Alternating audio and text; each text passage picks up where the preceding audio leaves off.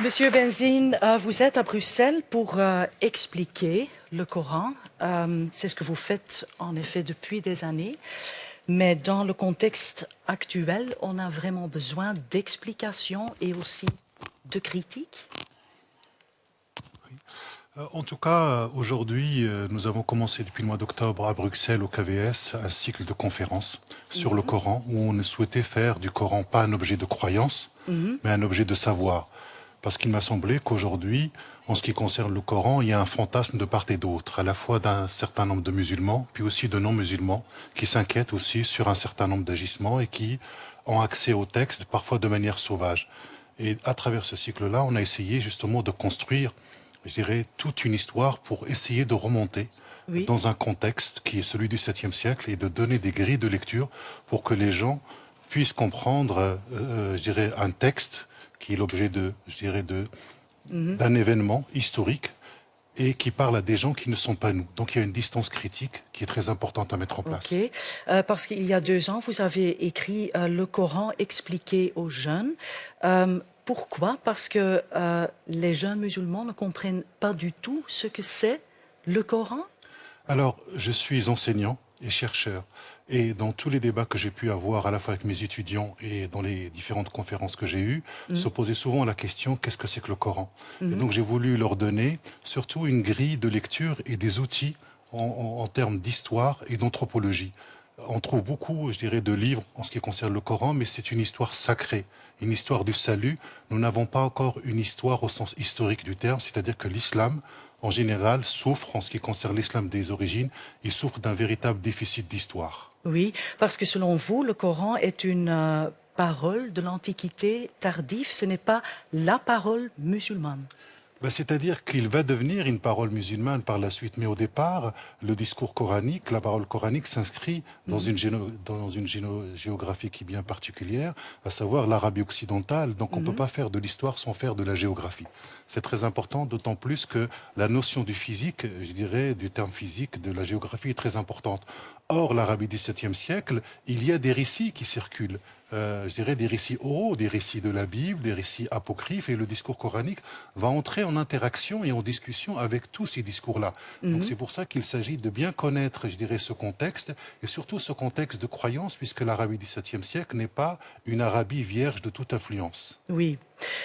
Pourtant, vous savez, Monsieur Benzine, l'islam de nos jours est lié à la violence contre Charlie Hebdo, lié à l'État islamique. Même aujourd'hui, ils ont brûlé vive le pilote jordanien. Ce sont des images atroces. Vous avez vu? Oui, il y a aujourd'hui une violence qui se dit à travers le contexte international au nom de l'islam. Nous l'avons subi, cette même violence, il y a, je dirais, il y a quelques jours à Paris, à travers le phénomène de Charlie Hebdo. Mais c'est vrai que l'islam aujourd'hui vit une véritable tragédie où il y a une espèce d'appropriation sauvage des textes et on fait dire aux textes ce qu'on a envie qu'ils disent. Et donc, au nom d'une idéologie, on va chercher des versets qui existent dans le Coran et donc ces versets-là, on en fait une utilisation idéologique, mais là, on est véritablement dans la barbarie parce que quand on regarde l'islam d'un point de vue historique, c'est autre chose que ce qu'est en train de vivre l'islam depuis une cinquantaine d'années. Alors, les djihadistes abusent vraiment la parole du Coran. Par exemple, le djihad, comme concept, ça se trouve dans le Coran? Alors, il faut d'abord partir du principe, notamment pour revenir à ce mot dans l'histoire et notamment dans la société du 7e siècle. Ce mot djihad, que tout le monde traduit par guerre sainte, n'a pas, je dirais, cette définition-là. Et il faut dire que ce mot préexiste au Coran. Ce n'est pas une invention du Coran.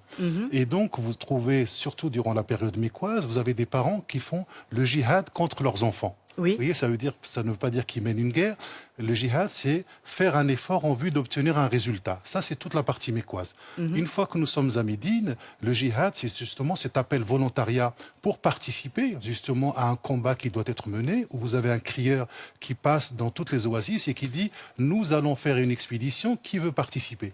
Et donc, c'est ce principe de volontariat, mais même, je dirais, le combat dans cette société, ce n'est pas un combat musulman, ce n'est pas un combat coranique, c'est un combat tribal, c'est-à-dire que même le discours coranique doit utiliser ce qui existe dans la société. Oui.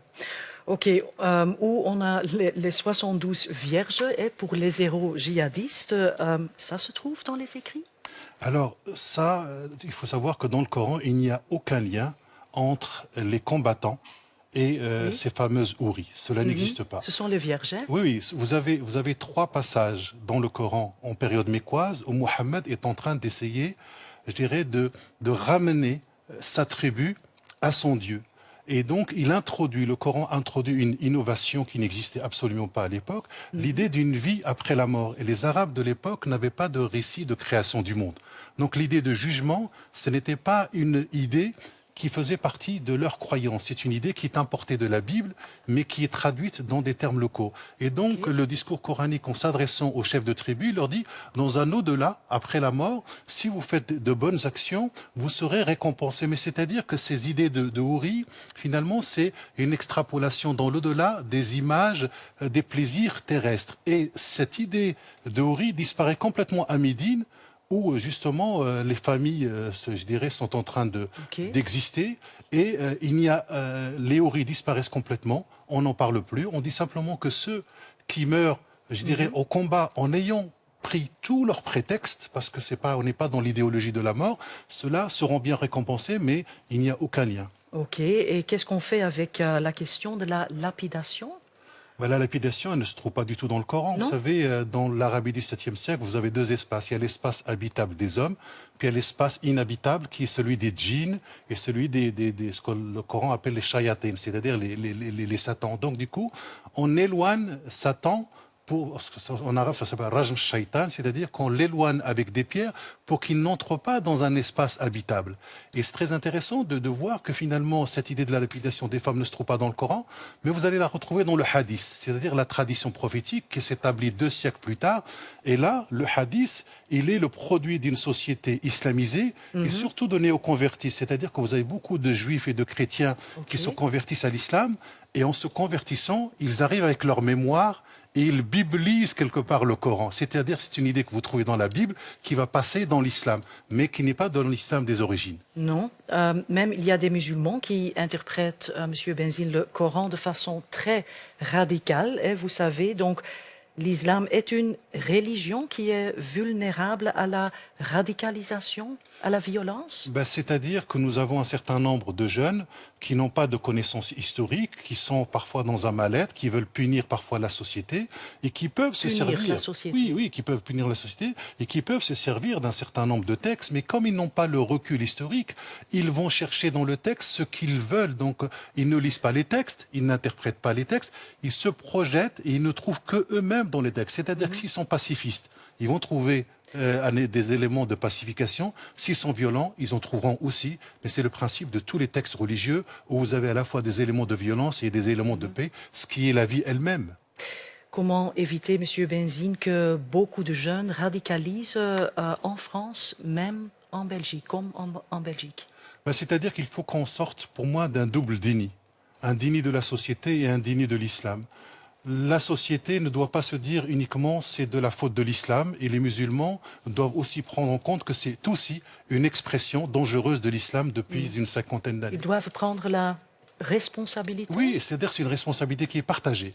Et notamment au niveau de la société, en termes de roman national, c'est-à-dire le récit, nous devons intégrer davantage dans l'identité narrative de la Belgique ou de la France l'apport à la fois de la civilisation musulmane, mais aussi ce qu'ils sont ces gens, parce qu'on n'a pas suffisamment pris historiquement, on n'a pas pris suffisamment, je dirais, leur parcours et ce qu'ils sont. Et donc, c'est une question aussi de reconnaissance et de dignité. Et plus ils se sentiront belges dans le récit national que l'on raconte, et plus on arrivera à sortir de cette tragédie. Parce que ce qu'il faut dire, c'est que finalement, face à la lutte contre la radicalisation, les familles sont le meilleur rempart aujourd'hui. Ok. Oui, parce que ce sont aussi des jeunes musulmans qui sont intégrés, éduqués. Oui, je crois qu'il faut sortir de cette idée de la radicalisation, que cela relève uniquement des pauvres, des hérités. C'est-à-dire que ce sont des variables. Et on ne sait pas très bien qu'est-ce qui fait qu'à un moment, quelqu'un va basculer de l'autre côté. Et donc, vous pouvez être très bien intégré, avoir un travail et ne pas être reconnu. Et je crois que cette idée de la reconnaissance, elle est fondamentale et on doit la travailler davantage dans nos sociétés européennes, accepter que finalement ces gens font partie de notre histoire et ils ne sont pas à côté. Oui, mais au moment, on a le sentiment qu'on vive dans un cercle vicieux ou comment en sortir?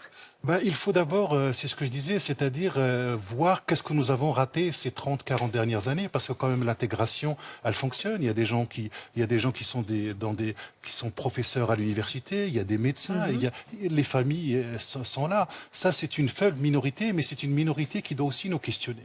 Et je dis, elle doit questionner à la fois la société française, mais elle doit questionner aussi les musulmans. Qu'est-ce que les musulmans font de leurs textes? Quelle formation ils donnent, notamment aux imams?